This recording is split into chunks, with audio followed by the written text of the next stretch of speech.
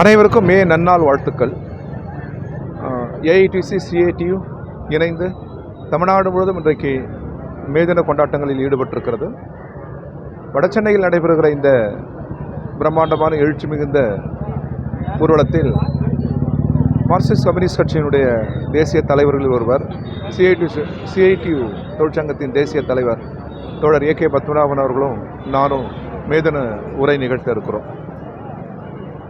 இன்றைக்கு இந்தியாவில் வகுப்பாத சக்திகள் ஆர்எஸ்எஸ், பிஜேபி இரண்டுமே நாடாளுமன்ற ஜனநாயக விழுமியங்களை சுற்றி வளைத்துவிட்ட ஒரு காலச்சூழலில் போராடி பெற்ற உழைப்பாளி மக்களின் உரிமைகள் நெருக்கடிக்குள்ளாகிவிட்டது.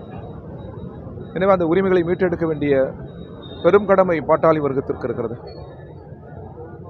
இந்தியாவில், தமிழ்நாட்டில் தேசத்தை இடது பக்கம் திருப்பும் பெரும் கடமையும் இந்திய உழைப்பாளி மக்களுக்கு உண்டு. யுத்தத்துக்கு எதிராக இன்றைக்கு நாடு முழுவதும் செங்கோடி இயக்கங்கள் போர் முழக்கம் விடுகிறது. நீடித்த அமைதிதான் எங்கள் கொள்கை. லெனின் முன்மொழிந்த பாட்டாளி வர்க்க சர்வதேசத்தில் நீடித்த அமைதிதான். நாங்கள் அமைதியின் பக்கம் நிற்கிறோம், யுத்தத்தை வெறுக்கிறோம். இந்தியாவில் மதச்சார்பின்மை, பன்முகம் இவற்றை காப்பதற்காக இன்றைக்கு பாட்டாளி வர்க்கம் இந்தியா முழுவதும் குரல் எழுப்புகிறது. நாளை மறுதினம் தேர்தல் முடிவுகள் வெளியாக இருக்கிறது. தேர்தல் முடிவுகள் திமுக தலைமையிலான மதசார்பற்ற முற்போக்கு கூட்டணிக்கு தான் சாதகமாக அமையும். அதன் பின்னரும் நாடாளுமன்ற ஜனநாயகத்தை காக்கிற பெரும் போர் தொடரும்.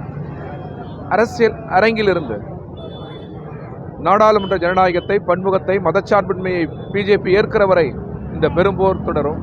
நிறைவில் பிஜேபி தோற்கும், நாடாளுமன்ற விழுமியங்கள் வெல்லும்.